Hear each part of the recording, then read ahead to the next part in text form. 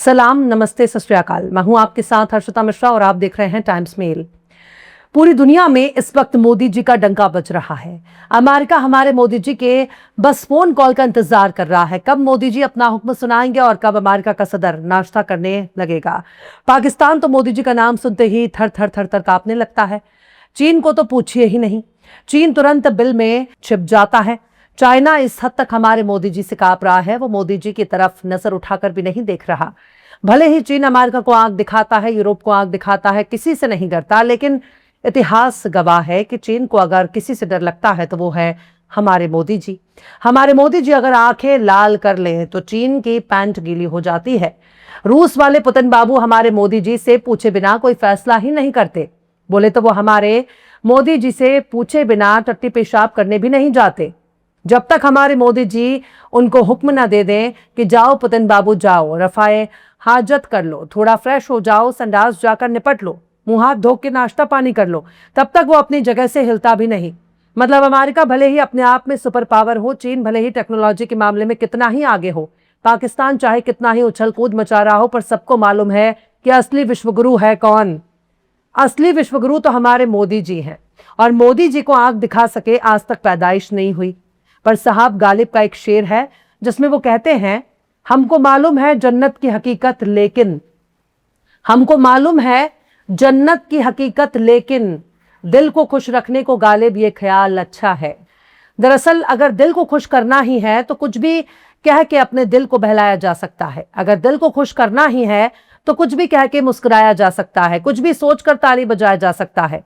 पर साहब जब अमेरिका ही हमारा मालिक बनकर बैठा है, जब अमेरिका ही तय कर रहा है कि भारत किससे तेल खरीदेगा, किससे तेल नहीं खरीदेगा, जब अमेरिका ही ये तय कर रहा है कि हमारी पॉलिसी क्या होगी, तब ये भी सवाल उठता है कि आखिर अमेरिका की नजर में हमारा क्या वजूद बाकी रह गया। अमेरिका आखिर भारत के बारे में क्या सोच रहा है। हमारे अपने बच्चों को अमेरिका समंदर में कत्ल कर देता है, जिन जहाजों पर भारतीय सवार हैं उन जहाजों पर वो हमला कर रहा है, मिसाइल दाग रहा है। तो ऐसे में सवाल है कि हम कहां के विश्वगुरु हैं, किसके लिए विश्वगुरु हैं, और हमें विश्वगुरु कौन मान रहा है। क्या सिर्फ टीवी में, अखबारों में या सोशल मीडिया पर शेखी बगाड़ने से हम विश्वगुरु बन जाएंगे, या अमेरिका के हुक्म मानकर हम विश्वगुरु बन जाएंगे। अब ये तय करने का वक्त आ गया है कि आखिर हम कौन सा विश्वगुरु हैं, किसके लिए विश्वगुरु हैं, और हमारे विश्वगुरु का दुनिया में क्या हैसियत है। क्योंकि जब हमारे अपने बच्चे समंदर में अमेरिकी मिसाइलों से मारे जाएंगे, दिन दहाड़े अमेरिका हमारे लोगों का कत्ल कर रहा है, हमारे लोगों की हत्या कर रहा है, तब तो ये सवाल उठता है ना कि अगर हम विश्वगुरु हैं तो हमारे विश्वगुरु होने से क्या फायदा। आज लेजर लाइट वाले विदेश मंत्री अमेरिका से खुलकर बोल भी नहीं सकते, वो अपना सख्ती से विरोध भी नहीं जता सकते। उनके लहजे और उनके बयानों को पैटर्न देखेंगे तो ऐसा लगता है कि वो 3 भारतीयों के मारे जाने की घटना को महज एक मामूली घटना के तौर पर देख रहे हैं। इससे पहले भी हुकूमतें थी, इससे पहले भी ऐसी ऐसी सरकारें आई थी जिसको अमेरिका ने खूब धमकाया, खूब पाबंदियां लगाई, कदम कदम पर अमेरिका ने रास्ते रोकने की कोशिश की। लेकिन उस जमाने के भारत में और अब के भारत में जमीन आसमान का फर्क नजर आ रहा है। भारत अमेरिका के दबने के लिए बिल्कुल भी तैयार नहीं था। भारतीय डिप्लोमेट्स के साथ अमेरिका ने क्या बर्ताव किया और उसके बदले में भारत ने अमेरिकी दूतावास के साथ क्या किया, इसकी गवाह पूरी दुनिया बन चुकी है। जब बांग्लादेश का बंटवारा हो रहा था उस वक्त पाकिस्तान की मदद के लिए अमेरिका, ब्रिटेन और उसकी पूरी लॉबी पाकिस्तान के हिमायत में खड़ी हो गई थी। बड़े बड़े जहाज पाकिस्तान की मदद के लिए भारत के खिलाफ रवाना हो चुके थे। जब उस वक्त भारत नहीं झुका तो फिर आज अमेरिका को मुंह तोड़ जवाब देने के लिए न लेजर वाले विदेश मंत्री में जोश नजर आ रहा है, न हमारे वाले 56 इंची विश्वगुरु में ताकत नजर आ रही है। एक तरफ भारत में अमेरिका की इस कार्रवाई का विरोध हो रहा है, भारत सरकार ने भी चाहे जैसा भी लहजा रखा हो पर अपना ऐतराज जाहिर किया है। पर अमेरिका हमारे साथ क्या कर रहा है, अमेरिका उल्टा हमें ही धौंस दिखा रहा है। अमेरिका का विदेश मंत्री मार्को रूबियो कहता है कि हमारी ही लगाई ब्लॉकेड को मानना होगा, हमारे ब्लॉकेड का उल्लंघन बर्दाश्त नहीं किया जाएगा। जब हमारे विदेश मंत्री कहते हैं कि कमर्शियल जहाजों पर घातक हमलों का इस्तेमाल नाहक है, तब रूबियो कहते हैं कि ब्लॉकेड का उल्लंघन बर्दाश्त नहीं किया जाएगा। आखिर अमेरिका किसको आंख दिखा रहा है। भारत तो ईरान से तेल भी नहीं लेता, फिर वो भारत पर हमले कैसे कर सकता है। ऐसा लग रहा है जैसे अमेरिका ने बंधुआ मजदूर बना रखा है, जो कहेगा उसे मान लिया जाएगा, जो कहेगा उसे सुन लिया जाएगा, जो कहेगा उसे मानना होगा। भारत खुद मुख्तार मुल्क है। मोदी जी जब नहीं थे तब भी भारत मौजूद था, बीजेपी की हुकूमत नहीं थी तब भी भारत जिंदा था, भारत कायम था और हजारों साल से भारत का वजूद कायम रहा है। मार्को रूबियो के घमंड से भरे बयान सुनकर भारतीयों के दिल पर बिजली गिर रही है, कलेजा छलनी हो रहा है, दिल को बहुत तकलीफ हो रही है। पर साहब, हमारे मोदी जी क्या कर रहे हैं? हमारे मोदी जी एक शब्द भी अमेरिका के खिलाफ नहीं बोल रहे। जब जब अपनी बारी आ रही है तब तब हमारे मोदी जी विदेशी दौरे पर गए, फ्रांस में भारतीय संगीत का आनंद ले रहे हैं, ताली बजा रहे हैं, मुस्कुरा रहे हैं। पर उन मारे गए भारतीयों के परिवार वालों का क्या? उनके अहले खाना रो रहे हैं, बिलख रहे हैं, बीवी बच्चे सब तड़प रहे हैं। उन्होंने अपने घर के चश्मे चिराग को खो दिया, उनके घर का चिराग बुझ गया, हमेशा के लिए बुझ गया। उनको कौन रोशन करेगा?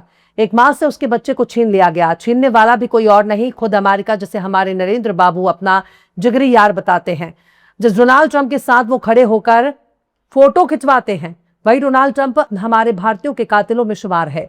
वही अमेरिका हमारे लोगों का कातिल है और उसी अमेरिका और डोनाल्ड ट्रंप की हुकूमत हम भारतीयों को ही समझा रहा है कि अगर इसकी नाकेबंदी तोड़ने की कोशिश की तो बर्दाश्त नहीं किया जाएगा।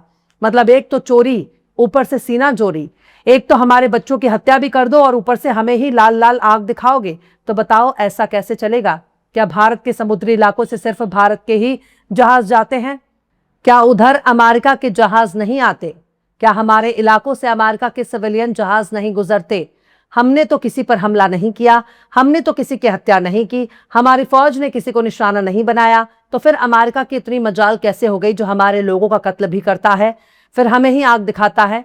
क्या हमारे लोगों के हाथों में हथकड़ी पहनाकर, पाव में बेड़ियां डालकर भारत में डिपोर्ट करने वाले अमेरिका का मन नहीं भरा था, जो अब उसने हमारे बच्चों पर बमबारी शुरू कर दी, हमारे बच्चों पर हमले शुरू कर दिए, हमारे बच्चों के सिर पर मिसाइल गिरा दी? क्या अमेरिका का मन नहीं भरा था?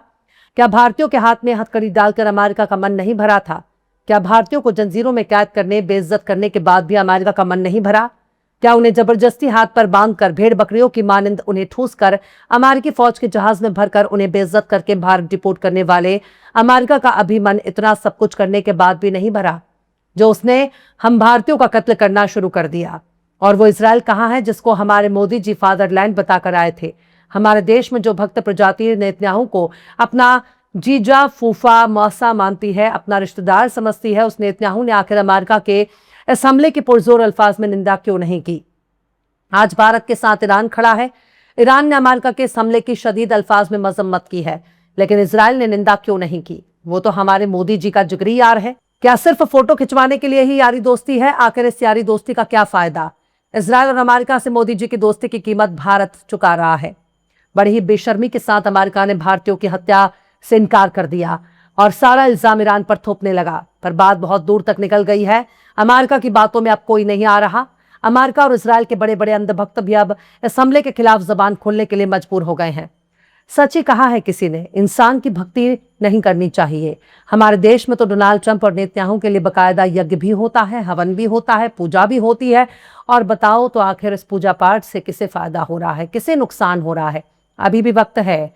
हमारे नेताओं ने अगर अमेरिका को सबक ना सिखाया तो इतिहास कभी भी माफ नहीं करेगा। फिलहाल इस खबर में बस इतना ही।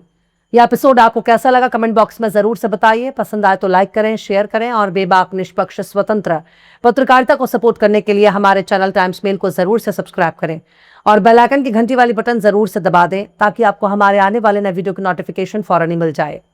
फिर मिलता है किसी और वीडियो में एक नई खबर के साथ। हर्षिता मिश्रा को दीजिए इजाजत। जय हिंद। अगर अभी तक आपने हमारे चैनल टाइम्स मेल को सब्सक्राइब नहीं किया है तो जल्दी से सब्सक्राइब कर दें और बेल आइकन भी प्रेस कर दें।